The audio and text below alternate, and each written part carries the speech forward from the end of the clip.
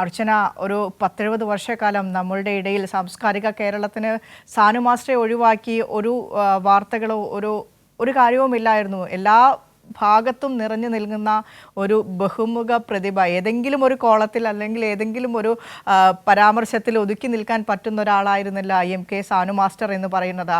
സാംസ്കാരിക കേരളത്തിൻ്റെ ഒരു മുഖം തന്നെയായിരുന്നു അദ്ദേഹം. നഷ്ടമാകുന്നത് വലിയ ഒരു പ്രതിഭയെ തന്നെയാണ്. ആ വിടവ് നികത്താനാകാത്തതും കൂടിയാണ്. അദ്ദേഹത്തിൻ്റെ സംസ്കാര ചടങ്ങുകൾ, പൊതുദർശനമൊക്കെ ഏത് രീതിയിലാണ് ഇന്ന് ക്രമീകരിച്ചിട്ടുള്ളത്?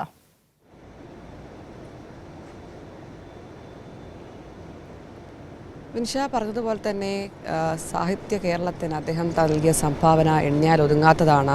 അദ്ദേഹത്തിൻ്റെ നിരവധിയായ സംഭാവനകൾ അതിന്നും ഈ ചരിത്രത്തിൽ വരെ അടയാളപ്പെടുത്തുന്നതാണ്. അത്തരത്തിലാണ് അദ്ദേഹത്തിൻ്റെ സാന്നിധ്യവും ഒപ്പം അദ്ദേഹം എഴുത്തിലൂടെയും വായനയിലൂടെയും കൈവരിച്ച നേട്ടങ്ങളും. എന്തായാലും പ്രധാനമായും ഇന്ന് അദ്ദേഹത്തിൻ്റെ സംസ്കാര ചടങ്ങുകൾ വൈകിട്ടോടെയാണ് നടക്കുക. ഔദ്യോഗിക ബഹുമതികളോടെ ആയിരിക്കും സംസ്കാരം. ഇപ്പോൾ കൊച്ചിയിലെ സ്വകാര്യ ആശുപത്രിയിലാണ് അദ്ദേഹത്തിൻ്റെ മൃതദേഹമുള്ളത്. 9 മണിയോടുകൂടി ഇവിടെ നിന്നും വീട്ടിലേക്ക് കൊണ്ടുപോകും. അദ്ദേഹത്തിൻ്റെ കാരാക്കാമുറിയിലുള്ള വീട്ടിലാണ് ആദ്യം കൊണ്ടുപോവുക. അവിടെ 10 മണിവരെ, 9 മണി മുതൽ 10 മണിവരെ അവിടെ പൊതുദർശനത്തിന് വെക്കും. ശേഷം ടൗൺ ഹാളിലാണ് പൊതുദർശനം. 10 മണി മുതൽ അവിടെ പൊതുദർശനം നടക്കും. വൈകിട്ട് 5 മണിയോടെ രവിപുരം ശ്മശാനത്തിലാണ് സംസ്കാര ചടങ്ങുകൾ നടക്കുക. നമുക്കറിയാം, അദ്ദേഹം എറണാകുളത്തെ സംബന്ധിച്ച് പ്രിയപ്പെട്ട സാനുമാഷാണ്. അതുകൊണ്ട് തന്നെ നിരവധി ആളുകൾ അദ്ദേഹത്തിന് അവസാനമായി കാണാനും അന്തിമോപചാരം അർപ്പിക്കാനും കൊച്ചിയിലെത്തുമെന്ന കാര്യത്തിൽ യാതൊരു സംശയമില്ല. അതുകൊണ്ട് തന്നെ അതിലുള്ള എല്ലാ ക്രമീകരണങ്ങളും ഒരുക്കിയിട്ടുണ്ട്. 5 മണിയോടെയായിരിക്കും ഔദ്യോഗിക ബഹുമതികളോടെ അദ്ദേഹത്തിൻ്റെ സംസ്കാര ചടങ്ങുകൾ നടക്കുക. സാഹിത്യ ലോകത്തെ സംബന്ധിച്ച് അദ്ദേഹത്തിൻ്റെ വിയോഗം തീരാ നഷ്ടമാണ്. കാരണം എണ്ണിയാൽ ഒടുങ്ങാത്ത അത്രയും അദ്ദേഹത്തിൻ്റെ എഴുത്തിലൂടെയും വായനയിലൂടെയുള്ള ആശയങ്ങളും എല്ലാം തന്നെ സമൂഹത്തിന് പങ്കുവച്ചിട്ടുണ്ട്. അങ്ങനെ വായനയിലൂടെയും എഴുത്തിലൂടെയും ജീവിതം നിറച്ച ഒരു മനുഷ്യനാണ് MK സാനു എന്ന് പറയുന്നത്. അദ്ദേഹത്തിൻ്റെ വിയോഗം കേരള സാഹിത്യത്തിന് വലിയ നഷ്ടം തന്നെയാണ്. അധ്യാപനത്തിലൂടെയാണ് അദ്ദേഹം വരുന്നത്. ആദ്യം അധ്യാപകനായി, പിന്നെ കേരളത്തിലെ വിവിധ കോളേജുകളിൽ അധ്യാപകനായി ജോലി ചെയ്തു. മഹാരാജാസിൽ നമ്മൾ എടുത്തു പറയേണ്ടതാണ്. കാരണം മഹാരാജാസിൽ അദ്ദേഹത്തിൻ്റെ ശിക്ഷണത്തിൽ വളർന്ന ഒരുപാട് ആളുണ്ട്. മഹാനടൻ മമ്മൂട്ടി അടക്കം അദ്ദേഹത്തിൻ്റെ ഗുരുവാണ്. അദ്ദേഹം ഗുരുവാണ് അദ്ദേഹത്തിൻ്റെത്. അത്തരത്തിൽ മമ്മൂട്ടി, തോമസ് ഐസക്ക്, ജോൺ പോൾ, AK ആൻ്റണി തുടങ്ങിയവരെല്ലാം തന്നെ അദ്ദേഹത്തിൻ്റെ ശിക്ഷണത്തിൽ വളർന്നതാണ്. അങ്ങനെ ഒരു വലിയ സൗഹൃദ വലയം, ഒപ്പം ഗുരു ശിഷ്യ ബന്ധമെല്ലാം തന്നെ അദ്ദേഹത്തിനുണ്ട്. അതുകൊണ്ട് തന്നെ നിരവധി ആളുകൾ അദ്ദേഹത്തെ അവസാനമായി കാണാൻ എത്തുമെന്ന കാര്യത്തിൽ യാതൊരു സംശയവുമില്ല. സാഹിത്യ ലോകത്തെ സംബന്ധിച്ച് 40-ലധികം ജീവചരിത്രങ്ങൾ തന്നെ അദ്ദേഹം എഴുതിയിട്ടുണ്ട്. നക്ഷത്രങ്ങളുടെ സ്നേഹഭാജനം, അത് തന്നെയാണ് ചങ്ങമ്പുഴയെക്കുറിച്ച് അദ്ദേഹം എഴുതിയത്. അത് എന്നും മലയാളികളുടെ മനസ്സിൽ തങ്ങി നിൽക്കുന്നതാണ്. അത്രമാത്രം ജീവചരിത്രങ്ങളിലൂടെയും വൈക്കം മുഹമ്മദ് ബഷീറിൻ്റെ അടക്കം ജീവചരിത്രങ്ങൾ അദ്ദേഹം എഴുതിയിട്ടുണ്ട്. അങ്ങനെ വലിയ സംഭാവനകൾ സാഹിത്യ ലോകത്തിന് അദ്ദേഹം സംഭാവന ചെയ്തിട്ടുണ്ട്. ഇതുകൂടെ കേരള രാഷ്ട്രീയത്തിലും അദ്ദേഹം തൻ്റെ വ്യക്തിമുദ്ര പതിപ്പിച്ചതാണ്. 1987 എറണാകുളത്ത് UDF മണ്ഡലം അദ്ദേഹം തിരിച്ചുപിടിച്ചു.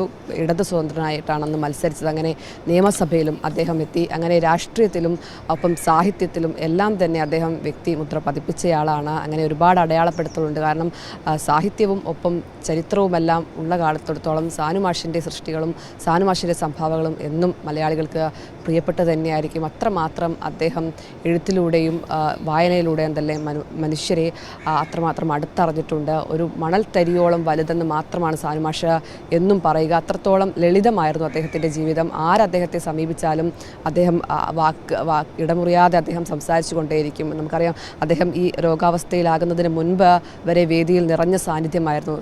ഇത്തരത്തിൽ സാംസ്കാരിക സദസ്സുകളിലെല്ലാം തന്നെ സാനുമാഷിൻ്റെ മുഖം നമ്മൾ കാണുന്നതാണ്. പുതുതലമുറയ്ക്ക് വരെ അദ്ദേഹത്തെ അത്രമാത്രം അടുത്തറിയാം. കാരണം അദ്ദേഹത്തിൻ്റെ പ്രഭാഷണവും അദ്ദേഹത്തിൻ്റെ വാക്കുകളും അത്രമാത്രം ആശയങ്ങൾ പങ്കുവെക്കുന്നതാണ്. കാരണം ഈ വായനയിലൂടെ അദ്ദേഹം ആർജിച്ചെടുത്ത അറിവുകളാണ്. ഒരു വൻമരം എന്ന് തന്നെ അദ്ദേഹത്തെ വിശേഷിപ്പിക്കേണ്ടിയിരിക്കുന്നു. അറിവിൻ്റെ ഒരു വൻമരമാണ്. അതെന്നും അദ്ദേഹം അതിങ്ങനെ പുതുക്കിക്കൊണ്ടേയിരുന്നു. അതുകൊണ്ട് തന്നെ ആ ആശയമാണ് അദ്ദേഹം സമൂഹത്തിന് മുന്നോട്ട് വെച്ചത്. ആ ആശയം സാഹിത്യ ലോകത്തിനടക്കം വലിയ സംഭാവനകൾ, വലിയ രീതിയിൽ അത് എത്തിയിട്ടുമുണ്ട് എന്ന കാര്യത്തിൽ യാതൊരു സംശയവുമില്ല. അങ്ങനെ സാനുമാഷിനെ കുറിച്ച് പറയുകയാണെങ്കിൽ ഒരുപാടുണ്ട്. അദ്ദേഹത്തിൻ്റെ സൃഷ്ടികളും അദ്ദേഹത്തിൻ്റെ എഴുത്തുമെല്ലാം തന്നെ അത്രത്തോളം പ്രധാനമാണ്. വൈലോപ്പിള്ളിക്ക് ശേഷം അദ്ദേഹം ഇത്തരത്തിൽ സംഘടനാ രംഗത്തേക്ക് എത്തുകയും ചെയ്തിട്ടുണ്ട്. പുരോഗമന സാഹിത്യ സംഘടനാ രംഗത്തേക്ക് അദ്ദേഹം എത്തുകയും ചെയ്തിട്ടുണ്ട്. പിന്നീട് ശ്രീനാരായണ ഗുരുവിനെ കുറിച്ച് പഠിച്ച് അറിഞ്ഞ് അദ്ദേഹം വായനയിലൂടെ എന്തെല്ലാം ഗുരുദർശനത്തിലൂടെ അദ്ദേഹം ശ്രീനാരായണ ഗുരുവിൻ്റെ പാതയിലേക്ക് എത്തി. അങ്ങനെ എല്ലാ മേഖലകളിലും അദ്ദേഹം വായനയിലൂടെ അറിഞ്ഞ് ആ അറിവ് സമൂഹത്തിന് പങ്കുവെക്കുകയും ചെയ്തിട്ടുണ്ട്. അദ്ദേഹത്തിൻ്റെ പ്രസംഗത്തിലെല്ലാം തന്നെ നമ്മളത് കാണുന്നതാണ്. അതായത് വാർദ്ധക്യത്തിൻ്റെ അവശതകളെല്ലാം തന്നെ ഉണ്ടെങ്കിലും അതെല്ലാം മാറ്റിവെച്ചാണ് അദ്ദേഹം എല്ലാ വേദികളിലും നിറസാന്നിധ്യമാകുന്നത്. അവിടങ്ങളെല്ലാം തന്നെ അദ്ദേഹത്തിൻ്റെ ഓർമ്മകൾ പങ്കുവെക്കുമ്പോൾ നമ്മൾ തന്നെ അത്ഭുതപ്പെടാറുണ്ട്. കാരണം എങ്ങനെ ഈ 98-ാം വയസ്സിലും അദ്ദേഹം ഇത്രയും ഓർത്തെടുത്ത് പറയുന്നു എന്നത് പലരെയും അത്ഭുതപ്പെടുത്തുന്നതാണ്. കാരണം വർഷങ്ങളടക്കം പറഞ്ഞാണ് അദ്ദേഹം ഒരു പ്രഭാഷകൻ എന്ന നിലയിൽ സദസ്സിനെ കയ്യിലെടുക്കുന്നത്. അത്രമാത്രം എങ്ങനെയാണ് അദ്ദേഹം ഈ പ്രസംഗത്തിലേക്ക് എത്തിയതെന്ന് ചോദിച്ചാൽ അതിൽ വായനയുടെ അറിവ് മാത്രമാണ്. കാരണം ആ വായനയിലൂടെയാണ് അദ്ദേഹം പ്രസംഗത്തിലേക്ക് എത്തുന്നത്. അല്ലാതെ ഒരു പ്രാസംഗികനായിട്ടോ ഒന്നും പരിശീലിക്കാത്ത ഒരു മനുഷ്യനാണ് അദ്ദേഹം. അറിവ് മാത്രം, ആ അറിവാണ് അദ്ദേഹം എന്നും മലയാളികൾക്ക് അല്ലെങ്കിൽ സാഹിത്യ ലോകത്തിന് സമ്മാനിച്ചത്. സാനുമാഷില്ലാത്ത എറണാകുളത്തെ സാംസ്കാരിക സദസ്സ് എന്ന് പറയുന്നത് വലിയ നഷ്ടം തന്നെയാണ്. കാരണം അത്രമാത്രം വേദികളിൽ അദ്ദേഹത്തെ നമ്മൾ കാണുന്നതാണ്. സാനുമാഷിൻ്റെ വീട്ടിലേക്ക് നമ്മൾ പോയാലും അദ്ദേഹം നിറഞ്ഞ ചിരിയോടെയാണ് നമ്മൾ സ്വാഗതം ചെയ്യുന്നത്. ഇപ്പോൾ അടുത്തുപോലും കാഴ്ചകൾ മങ്ങാൻ തുടങ്ങിയെങ്കിൽ പോലും അദ്ദേഹം ഇടമുറിയാതെ സംസാരിച്ചു കൊണ്ടേയിരിക്കുമായിരുന്നു. മാധ്യമപ്രവർത്തകരെത്തിയാലും ഒപ്പം അദ്ദേഹത്തിൻ്റെ സുഹൃത്തുക്കളെത്തിയാലും അദ്ദേഹം ഒരു ഇരിപ്പിടം നൽകും. പിന്നെ ഒരുപാട് കാര്യങ്ങൾ സംസാരിക്കും.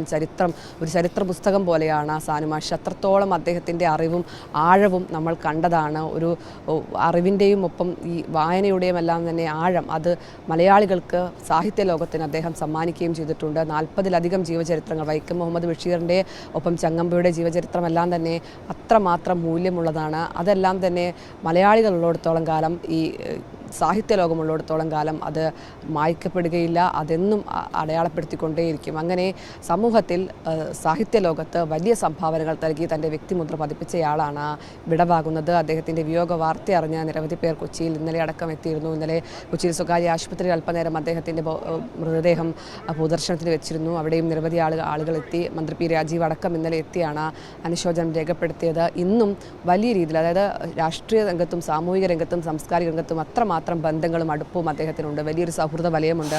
മാത്രമല്ല അദ്ദേഹത്തിൻ്റെ ശിക്ഷണത്തിൽ വളർന്ന ഒരുപാട് കുട്ടികളുണ്ട്, വിദ്യാർത്ഥികളുണ്ട്. അവരെല്ലാം തന്നെ അദ്ദേഹത്തെ തേടിയെത്തും. കാരണം സാനുമാഷ് പഠിപ്പിച്ച വിദ്യാർത്ഥികളെല്ലാം തന്നെ ഇന്ന് വലിയ ഉന്നതിയിൽ എത്തുകയും ചെയ്ത ആളുകളാണ്. അത്തരത്തിൽ മമ്മൂട്ടി അടക്കം എടുത്തു പറയേണ്ടതാണ്. അദ്ദേഹം ഇന്നലെ ഫേസ്ബുക്കിലടക്കം പോസ്റ്റ് ഇട്ടു. തൻ്റെ ഗുരുവിന് അന്തിമോപചാരം അർപ്പിച്ചുകൊണ്ട് അദ്ദേഹം ഫേസ്ബുക്കിലടക്കം പങ്കുവച്ചിട്ടുണ്ട്. അത്തരത്തിൽ സാംസ്കാരിക കേരളത്തിനും ഒപ്പം അദ്ദേഹം നൽകിയ സംഭാവന എണ്ണിയാൽ ഒതുങ്ങാത്തതാണ്. അതുകൊണ്ട് തന്നെ നിരവധി ആളുകൾ ഇന്ന് പൊതുദർശനം നടക്കുന്ന ടൗൺ ഹാളിലേക്ക് എത്തുമെന്ന കാര്യത്തിൽ യാതൊരു സംശയവുമില്ല.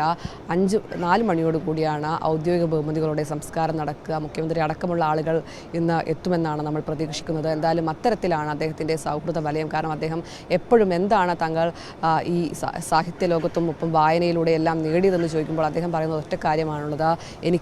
ഞാൻ കരുതുന്നതിലേക്കാളും അല്ലെങ്കിൽ ഞാൻ ആഗ്രഹിച്ചതിലധികം സ്നേഹവും പരിഗണനയും ഒപ്പം സഹകരണവുമെല്ലാം തന്നെ ഈ മലയാളികളിൽ നിന്ന് ലഭിച്ചിട്ടുണ്ട്. അതുതന്നെയാണ് തൻ്റെ ജീവിതത്തിലെ ഏറ്റവും വലിയ നേട്ടമെന്നാണ് അദ്ദേഹം ഇന്നും പറയാറ്. അങ്ങനെയാണ് ആ മനുഷ്യനെ എപ്പോഴും ഒരു ലാളിത്യത്തോടെ, അതേസമയം കൃത്യമായി വിമർശനങ്ങൾ ഉന്നയിക്കുകയും നിലപാടുകൾ പറയുകയും ചെയ്യാറുണ്ടെങ്കിൽ പോലും എല്ലാവരുമായി, അതായത് രാഷ്ട്രീയ ഭേദമന്യേ മതഭേദമന്യേ എല്ലാവരുമായി സൗഹൃദം സൂക്ഷിക്കുകയും അവരോട് കൂടുതൽ ഇടപഴകുകയും അവരോട് വാതോരാതെ സംസാരിക്കുകയും ചെയ്യുന്ന സാനുമാഷിൻ്റെ പ്രകൃതം നമ്മളെല്ലാം അത്ഭുതപ്പെടുത്തുകയും ചെയ്തതാണ്. എന്തായാലും അദ്ദേഹത്തിൻ്റെ വിയോഗം സാഹിത്യ ലോകത്തെ സംബന്ധിച്ച് തീരാ നഷ്ടമാണ്. വിനിഷ.